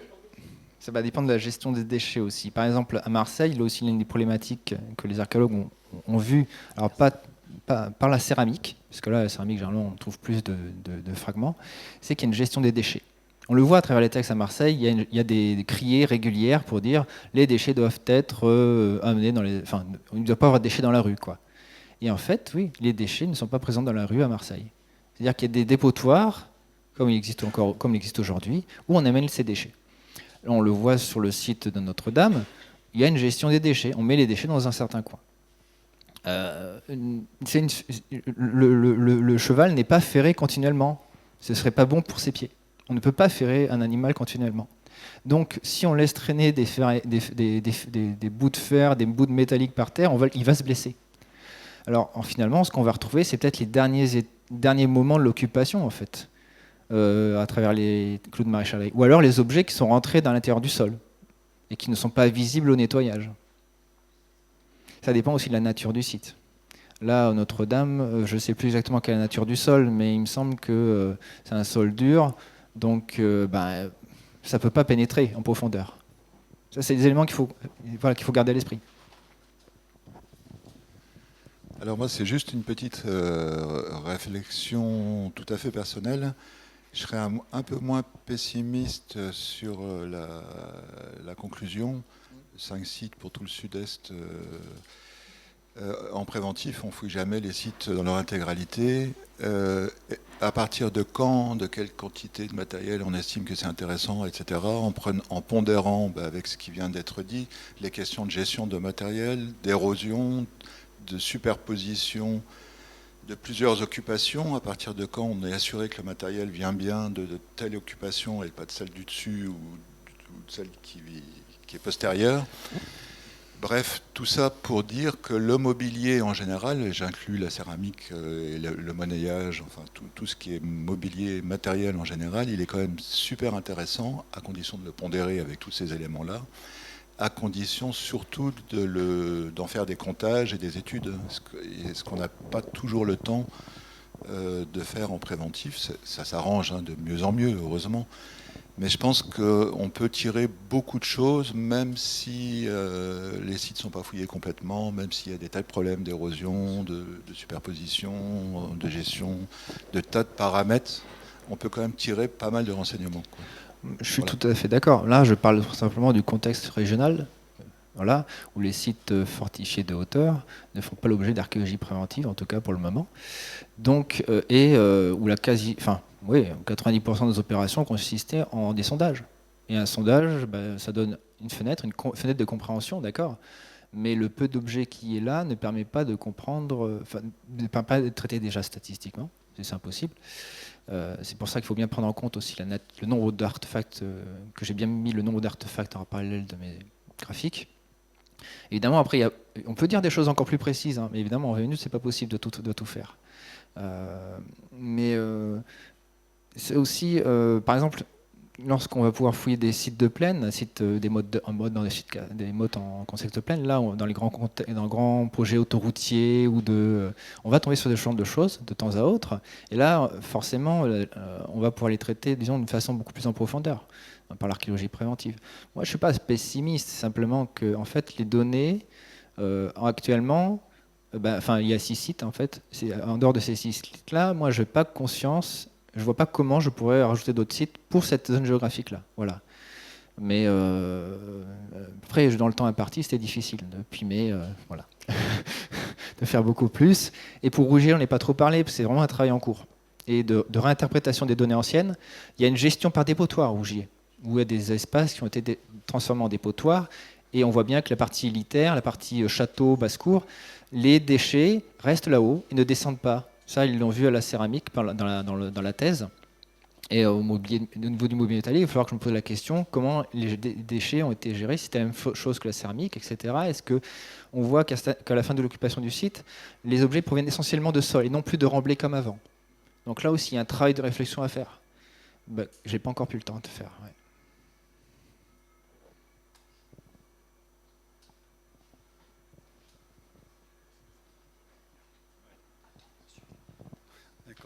Alors, moi, c'est pour parler de Coltière, puisque vous y avez fait allusion. En fait, pour la serrurerie, à Coltière, finalement, on n'a que 2 serrures en bois. Bon. On a une 60aine de clés, mais parallèlement, les éléments de serrure métallique, on n'a que 2 pennes, par exemple, et on n'a pas de palâtre, on n'a pas de... Enfin, 1 ou 2 ressorts, et c'est tout. C'est-à-dire qu'en fait, ça pose d'ailleurs problème. On a les moraillons, bien sûr, donc on sait qu'il y a beaucoup de serrures, il y a de la serrure de coffre, mais on n'a pas les serrures en question véritablement. Voilà, c'est ce que je voulais préciser. Donc ça peut expliquer aussi ces absences, aussi sur les sites terrestres, quoi. Parce que même dans un site subaquatique où beaucoup de choses ont été conservées, eh ben, la serrurerie, c'est pas un secteur si porteur que ça. Oui, il y a des questions à savoir sur la conservation. Puis ensuite, oui, sur la façon dont les serrures étaient fabriquées. Donc Mathieu Linlot l'avait déjà envisagé dans sa thèse, évidemment. Pour le harnachement, par exemple, les quantités, alors c'est des proportions, mais sont beaucoup plus importantes sur les sites, par exemple, 10-11e siècle que sur les sites postérieurs. Et parfois, on a même plus d'éléments de harnachement sur les sites anciens que sur les sites récents. Donc est-ce que c'est lié à la qualité de la ferrure, par exemple ? On est meilleur, les maréchals ferrants sont meilleurs. Est-ce que c'est lié au fait qu'on ferme moins fréquemment les animaux ? À quoi est-ce que c'est lié en fait ? On fait des constatations, mais après, il faut pouvoir les interpréter.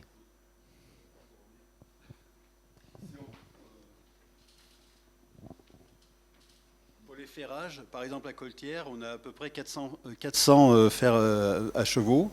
Donc ça veut dire 100 ferrages en tout. Hein, si on fait le compte, sur une durée de site de 35 ans, par exemple, ça ne fait pas beaucoup de ferrage par an. Et donc, il n'y a pas beaucoup de chevaux non plus. Voilà. C'est sûr. Mais par exemple, à Andonne, on a des chiffres très importants aussi sur la ferrure. Mais voilà, dès qu'on va dans des périodes plus récentes, ben là, ça se réduit. Donc, il y a quelque chose qui se passe. Il faut le comprendre maintenant. Plus de questions ? Si, Eva. Ce sera la dernière, hein, je crois. Moi, je me posais la question du remploi en fait, de la clouterie. Oui. Alors, je ne vois pas trop comment on pourrait réutiliser un clou de maréchalerie pour faire de la menuiserie. Je n'y crois pas trop, parce que déjà, pour enlever le clou, il faut casser la tige. Donc, la plupart des clous de maréchalerie qu'on trouve, en fait, c'est des clous qui ont été ôtés ou qui se sont cassés. Donc la tige est incomplète. Donc pour la planter dans le bois, ça devient tout de suite beaucoup plus compliqué sans la pointe. Non, après c'est un objet de petite taille qui voyage énormément par simple déplacement des remblais ou simplement déplacement humain. Hein. Alors, moi, je voyais plus, on parlait de clous de construction tout à l'heure, donc je voyais plus les clous de charpentier et autres. Rien n'empêche d'utiliser, mais est-ce que le temps passé à essayer d'enlever ton clou de la vieille pièce de bois qui fait ça encore aujourd'hui, quoi ? Voilà. Il faudrait brûler le bois, mais en même temps, quand tu brûles le bois, tu vas fragiliser potentiellement ton objet métallique. Parce qu'il aura eu un vécu avec la pièce de bois, donc il y aura des micro-fissures. Et donc, si tu brûles ton bois, tu vas avoir un clou qui ne sera peut-être pas forcément en bon état. Si tu as une pièce de bois qui a 100 ans, j'ai des doutes là-dessus. Il faudrait faire des tests. Hein. Dans les milieux montagnards et les milieux ruraux, en tout cas, il y a encore 50 ans, on récupérait tout. Ouais. Tout, et on réutilisait, et on le stockait, et on le ressortait des années plus tard. C'est pour ça que je me pose la question en fait, de cette concentration en fait, de clouterie qui est plus développée sur la période, la deuxième tranche de comparaison que sur la première. Après, garder ces choses-là sur 200 ans, peut-être pas. Mais moi, je pense vraiment qu'il y a... Il faut regarder aussi avec le prix du fer qui reste particulièrement bas, enfin qui reste particulièrement atone, on va dire, au cours des siècles. Contrairement à d'autres matériaux, quand même les alliages cuivreux, qui augmentent de prix et qui, dans des en tout cas pour le sud-est de la France, suivent en termes de courbes, non pas en termes de prix, mais en termes de courbes, en termes de proportion d'augmentation de prix, les prix de l'or ou de l'argent. Parce que le cuivre, dans les mines, est souvent trouvé avec l'argent, par exemple dans les Alpes, et dans l'Europe centrale, on a des mines de cuivre. Là, il faut compter avec le trajet pour l'amener jusque dans nos régions. Et finalement, je ne sais plus où j'en étais au début, mais... Je me suis perdu. C'était quoi la question ? La réutilisation. Le fer, en fait, il reste bas. On le voit, quel que soit, quand on regarde dans les archives, le prix du fer, il reste très bas tout au long du temps. C'est vraiment l'acier qualité supérieure, donc de fer, qui va pouvoir avoir un prix plus élevé. Mais le fer en lui-même, c'est un matériau très bas, au coût très bas. Je crois qu'il est quasiment le prix du plomb. Donc en fait, c'est quasiment rien en fait. Et c'est aussi une des raisons qui, je pense, explique qu'on on est vraiment dans une civilisation du fer, d'utilisation du fer. Les usages cuivreux, malgré l'augmentation du nombre de mines pour la recherche de l'argent, par exemple à partir du XIIe, XIIIe siècle, il y a de plus en plus de cuivre qui arrive sur le marché, et pourtant, matériellement, alors peut-être que ça se traduit en nombre d'objets, mais pas en termes de pourcentage. En termes de pourcentage, on voit pas, ça se traduit pas, quoi. Alors, juste pour aller dans le sens du réemploi, de la réutilisation, dans la comptabilité des châteaux, donc dans les opéras castries, on a parfois les charpentiers qui sont payés pour refaire les toitures et qui sont payés pendant 2 ou 3 jours pour récupérer les vieux clous dans le but de les réutiliser. D'accord. Ouais. Alors, c'est des mentions qui sont assez ponctuelles, mais qui ne sont pas inexistantes. Dernière. On va peut-être conclure. Ah non, il y a encore une question. Bon, alors dans ce cas-là, on va s'acheminer gentiment vers la conclusion. C'est juste pour essayer de garder un petit timing pour les gens qui doivent partir. Et donc on va laisser la lourde charge de conclure à Violaine Héritier-Salama et Benjamin Houry.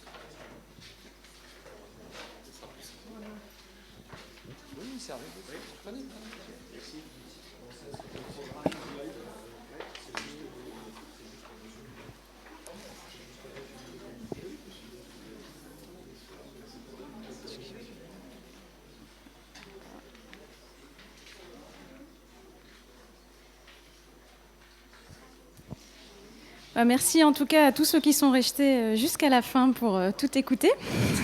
On va essayer de faire bref.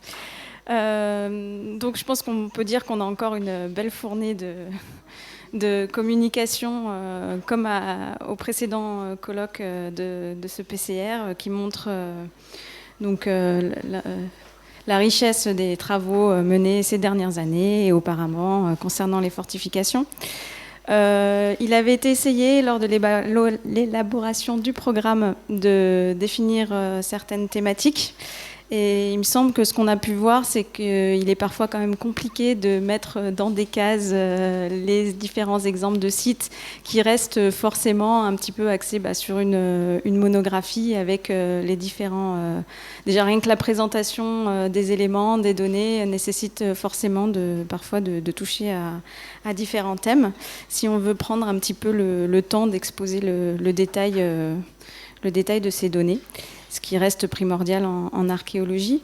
On a quand même eu aussi quelques beaux exemples de synthèse plus régionale ou de comparaison, comme avec cette dernière communication. La question qui se pose, à mon sens, pour ce genre de synthèse, c'est le temps nécessaire à les faire.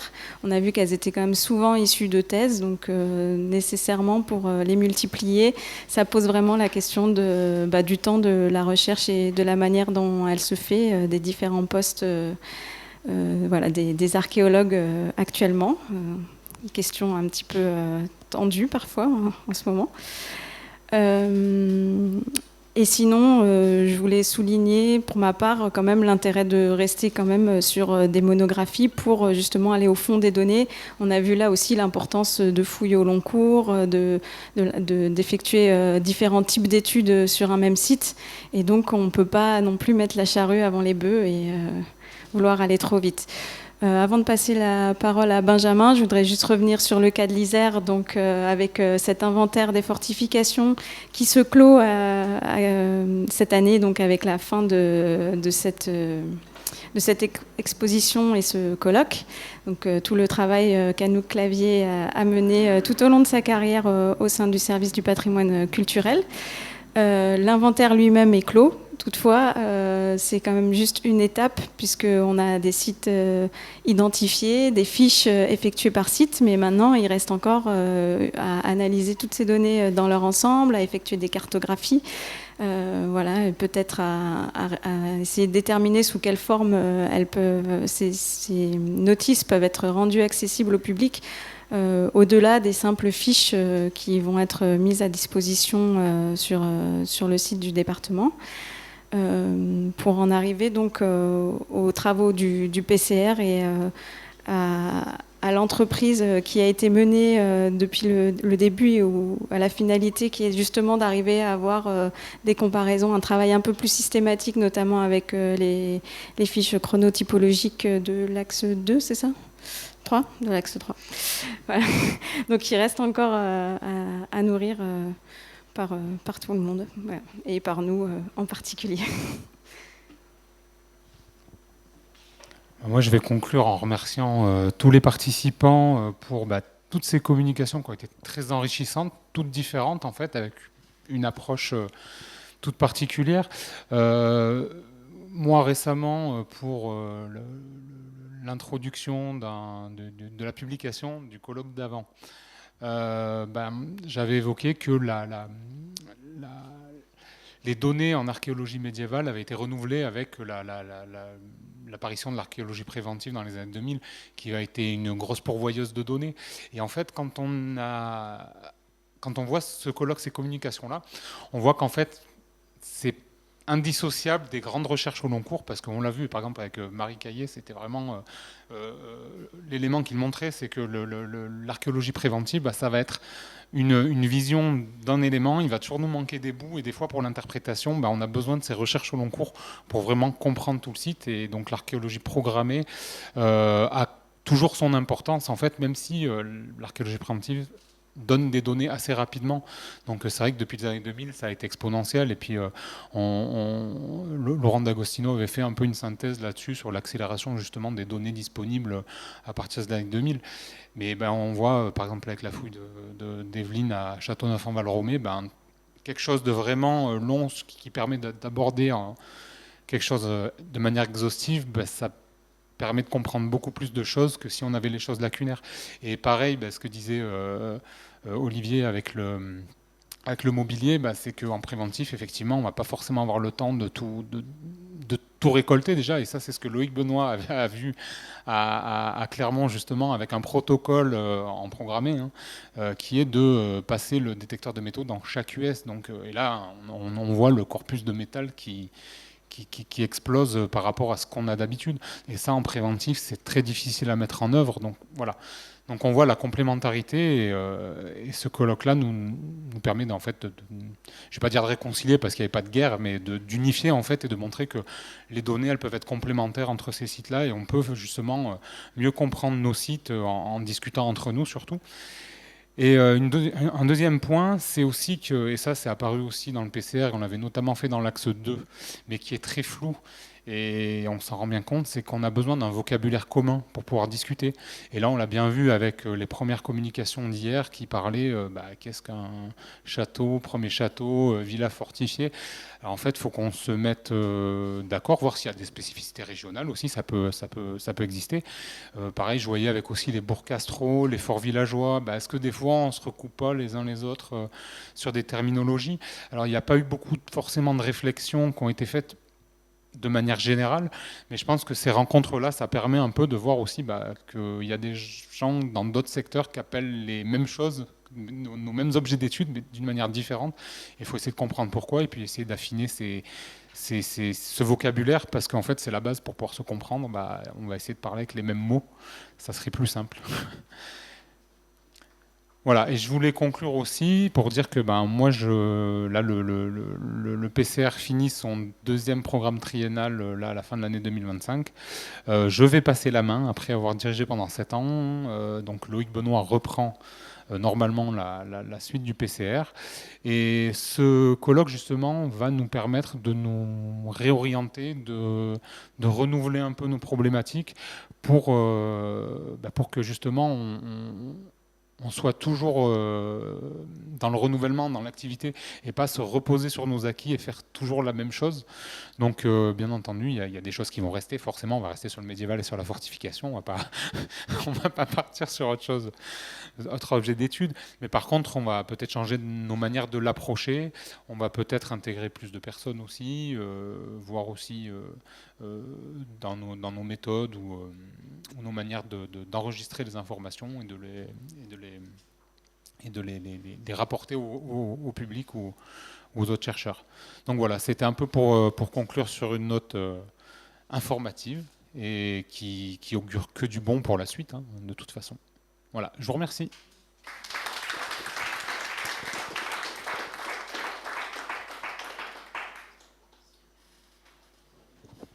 Alors s'il y a des remarques, on peut passer la parole.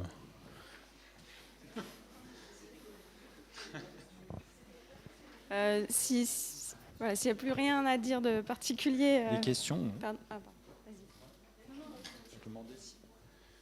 Je demandais s'il y avait des questions dans la salle ou si tout le monde en avait assez des châteaux pour aujourd'hui.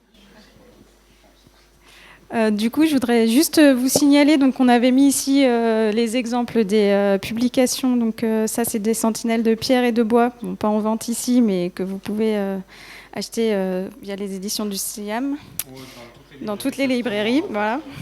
Le numéro de La pierre et l'écrit qui accompagnait donc l'exposition Château au MAE. Et on a aussi un petit livre plus grand public, mais dans la collection Les patrimoines du Dauphiné libéré, qui est publié sur les châteaux de l'Isère, qui est en vente ici au musée dauphinois, enfin dans les musées du département et ailleurs.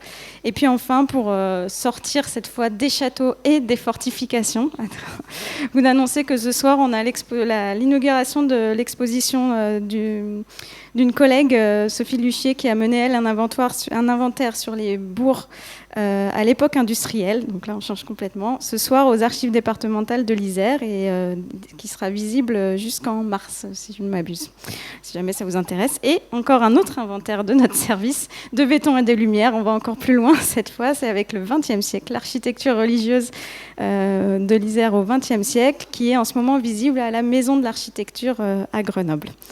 Voilà, je vous remercie.